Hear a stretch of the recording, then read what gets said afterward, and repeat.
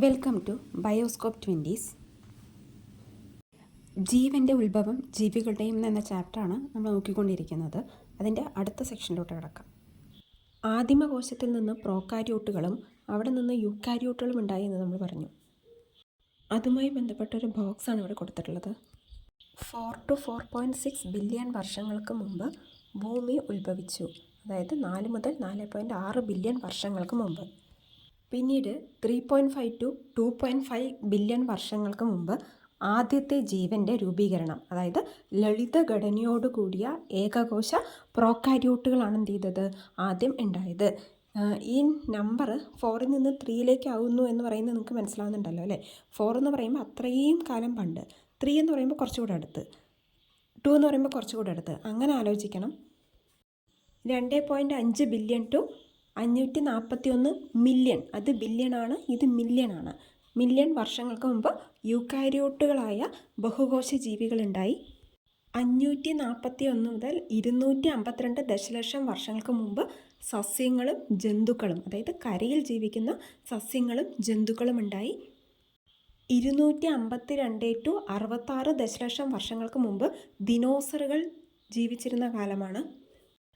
66 ദശലക്ഷം വർഷങ്ങൾക്ക് മുമ്പ് മുതൽ ഇതുവരെ സസ്തനികളുടെ ആവിർഭാവവും മനുഷ്യോൽപ്പത്തിയും, അതായത് നമ്മളെല്ലാം സസ്തനികളിൽ പെടുന്നവരാണ്.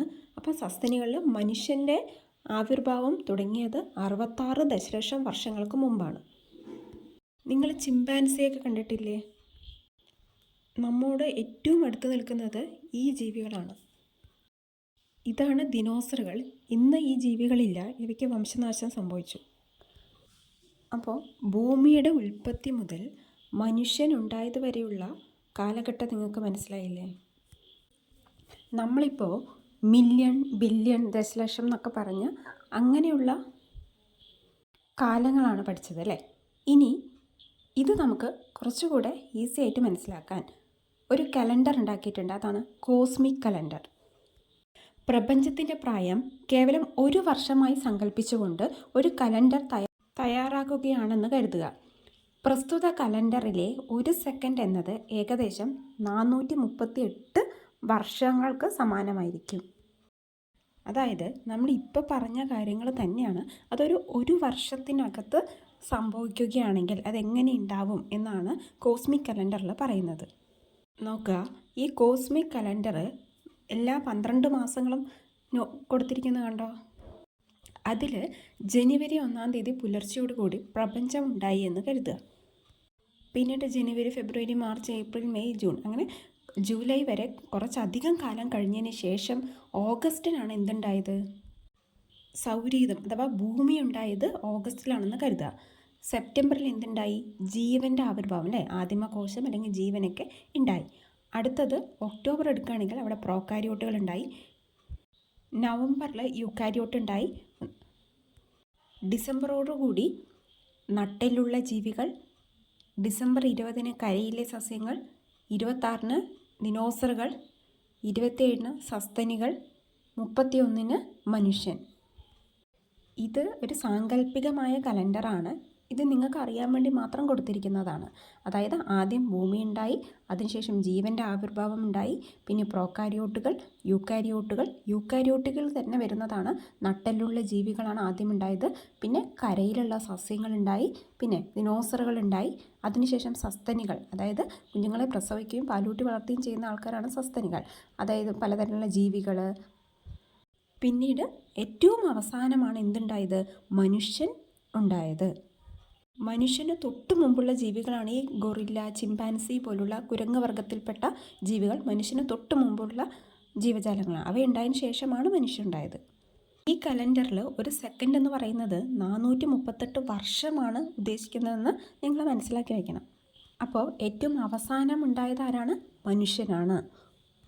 ഈ പരിണാമം എന്ന് പറയുന്നത്, അതായത് ഒരു ജീവിയിൽ നിന്ന് അടുത്ത ജീവി, അടുത്ത ജീവിയിൽ നിന്ന് അടുത്ത ജീവി, ഇങ്ങനെ ഒരു പരിണാമ പ്രക്രിയ എന്ന് പറയുന്നത് പ്രത്യേകിച്ച് ഒരു ദിശ നമുക്കതിൽ പറയാൻ പറ്റില്ല. ഇത് കഴിഞ്ഞാൽ ഇതാണ് ഉണ്ടാവാൻ പോകുന്നതെന്നുള്ള ഒരു കൃത്യമായി നമുക്കത് പറയാൻ കഴിയില്ല.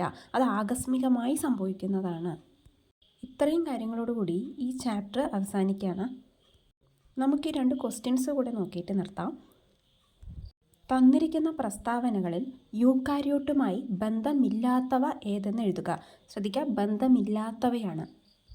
വ്യക്തമായ മർമ്മസ്തരം കാണുന്നു. അത് യൂക്കാരിയോട്ടിൻ്റെ പ്രത്യേകതയല്ലേ? യൂക്കാരിയോട്ടിൽ എന്തുണ്ട്? വ്യക്തമായ മർമ്മസ്തരമുണ്ട്. കോശാംഗങ്ങൾക്ക് സ്തരാവരണമില്ല. അതാരുടെ പ്രത്യേകതയാണ്? പ്രോകാരിയോട്ടിൻ്റെ പ്രത്യേകതയാണ് അല്ലേ? അത് യൂക്കാരിയോട്ടുമായിട്ട് ബന്ധമില്ലാത്ത ഒരു പ്രസ്താവനയാണ്. മർമ്മസ്തരത്തിനകത്ത് ജനിതക വസ്തുക്കൾ കാണപ്പെടുന്നു. ശരിയാണല്ലോ. വിവിധ ധർമ്മങ്ങൾ നിർവഹിക്കുന്ന കോശാംഗങ്ങൾ കാണപ്പെടുന്നു. ശരിയല്ലേ? മൈറ്റോകോൺട്രിയ ഉണ്ട്, ഹരിതകണമുണ്ട്, മർമ്മമുണ്ട്, ഗോൾജി, ഇവയെല്ലാം കാണപ്പെടുന്നുണ്ട് അല്ലേ?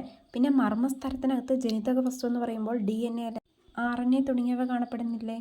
ഇതിൽ യൂക്കാരിയോട്ടുമായിട്ട് ബന്ധമില്ലാത്തവ ഏതെന്ന് ചോദിച്ചാൽ കോശാംഗങ്ങൾക്ക് സ്തരാവരണമില്ല എന്നതാണ്. കാലഗണന പട്ടിക പ്രകാരം ശരിയായ രീതിയിൽ ക്രമീകരിക്കുകയാണെങ്കിൽ ആദ്യം പ്രോകാരിയോട്ട്, പിന്നെ യൂക്കാരിയോട്ട്, ബഹുകോശ ജീവികൾ, കരയിലെ ആദ്യ ജന്തുക്കളും സസ്യങ്ങളും, ദിനോസറുകൾ, സസ്തനികൾ, ഇങ്ങനെയാണ് അതിൻ്റെ ഓർഡർ വരുന്നത്. ഈ ക്ലാസ് മനസ്സിലായെങ്കിൽ ബയോസ്കോപ്പ് 20s എന്ന ഈ ചാനൽ ലൈക്ക് ചെയ്യുക, ഷെയർ ചെയ്യുക, സബ്സ്ക്രൈബ് ചെയ്യുക. Thank you.